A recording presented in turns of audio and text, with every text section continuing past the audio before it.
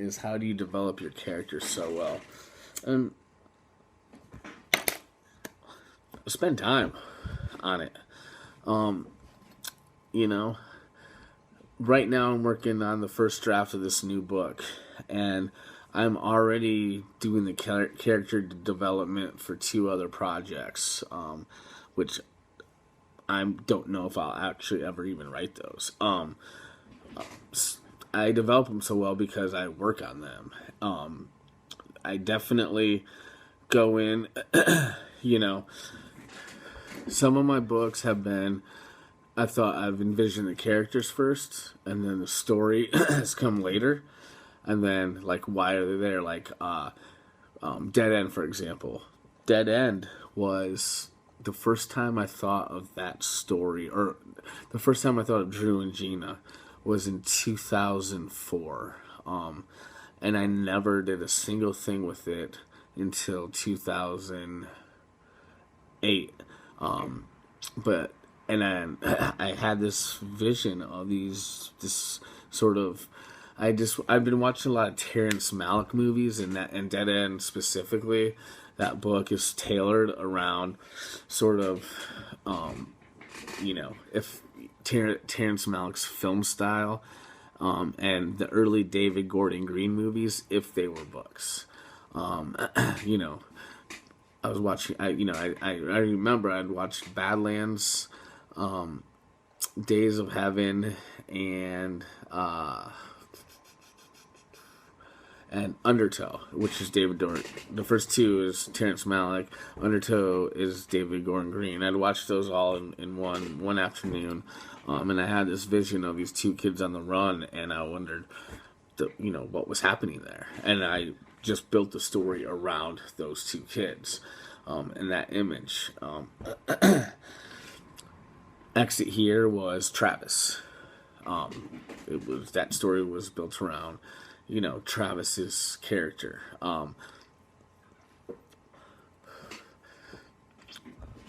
The mission was a story first. I had this, those characters were built around the idea of,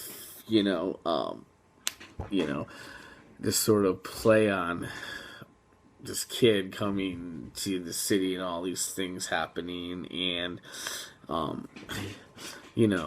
Caden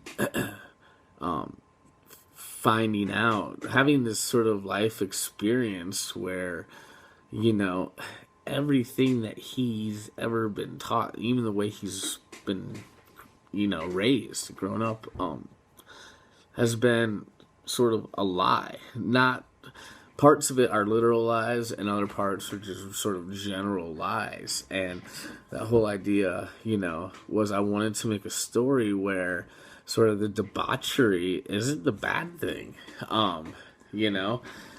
It's just like anything else in excess. It has its highs and its lows, but the lifestyle in general can provide so many positive, positive things for a person. And I really wanted to tell that story because I was just sick and tired of. I was, at the time, I was, me and this large group of friends I had, we were very, we had a gnarly lifestyle, but at the same time, like the most productive motherfuckers in the fucking planet, just because we might not have made as much money because we were doing art versus, investment banking, doesn't mean that we weren't successful and productive. And I wanted to, create a story that told that side of the story. I got so fucking fed up with fucking, I understand addiction is a huge fucking gnarly problem, and I've had friends who've lost their lives to it. No one knows more seriously than me, especially now, as I recently lost a friend this week, and the circumstances of his death are very still sort of up in the air, but he was a junkie, and he was also, guy wore a fucking suit every day, suit and tie, and he was a lot of things, wasn't just a junkie.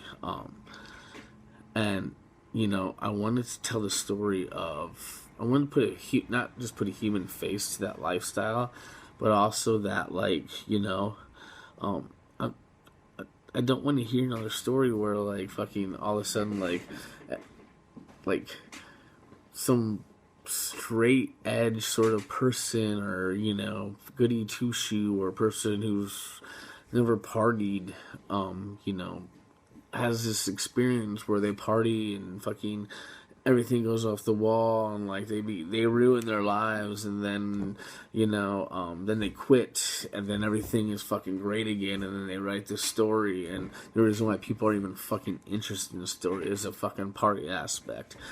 No one gives a shit about how great you were at fucking school and those fucking stories or books. No one gives a fucking shit later on that fucking you have that fucking house and the fucking, you know, white picket fence and the kids. The reason why they're buying it is for that fucking meat of the story where the party's happening. And, you know, this is not the way it works, or it's not the way I've known it to work. And so, and maybe that's just me and my own experiences. But I write based on my experiences. I write what I know, and I know that while I've seen people not be able to handle the lifestyle, and, you know, lost everything, I've also seen people gain everything. And I'm not cheerleading one way or, you know, one way or another for it. I'm not saying, yes, go out and fucking party and rage and your life's gonna be fucking amazing, but I'm also not gonna sit there and write a fucking book and be dishonest and say that, oh my god, because you fucking party and rage and you live this crazy lifestyle, that you're a fucking loser and you're never gonna fucking do anything. Just not the way that I've fucking known it to work. And so when I did the mission, that was what it was all about, you know, this sort of apathetic fucking party lifestyle. And the fact that, like, what does Caden find out?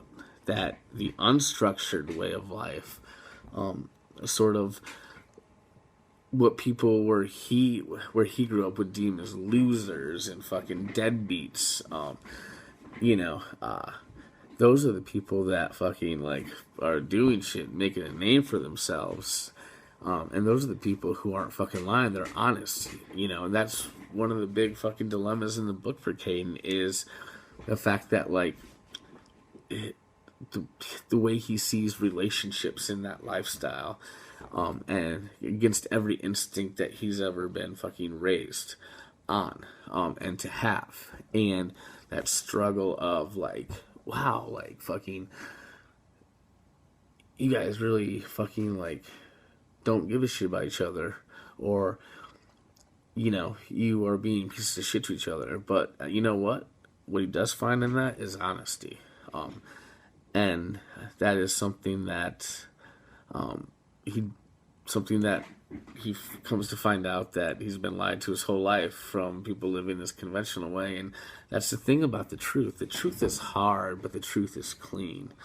And so what is more sort of, I guess, what's the word I'm looking for? What is more honorable, you know? The people who are not pretending to be anything other than what they are, and whose relationships are based on honesty, but an honesty that seems cruel to someone who's not a part of it, or people who aren't who they really are and put on a mask every day. Masks was a huge theme in that book. Put on masks every day, and deny their instincts, and who are not honest about who they are, or their relationships. It's all a fucking mirage. It's all a fucking illusion. And that was the great thing about the mission. And so, going back to how to develop the character so well, was one, you know, I write what I know. So I know a lot of these lifestyle, these characters in the lifestyle. To the stuff I don't know, I research. So I research law enforcement stuff for Dead End. and and even parts of like Blaze, like the art stuff, some of the art stuff.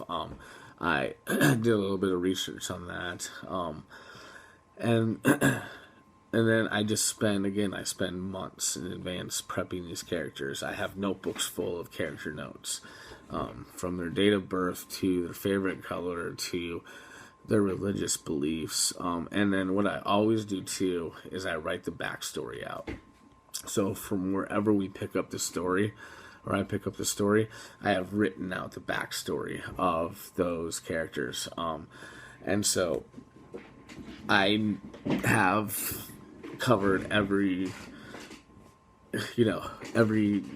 most intriguing moment of their life, up to the point that the reader finally is introduced to them, every the most important details of it, when they lost their virginity, where they lost their virginity, their first concert, you know, the first time they fucking listened to GNR and held hands, listening to Patience.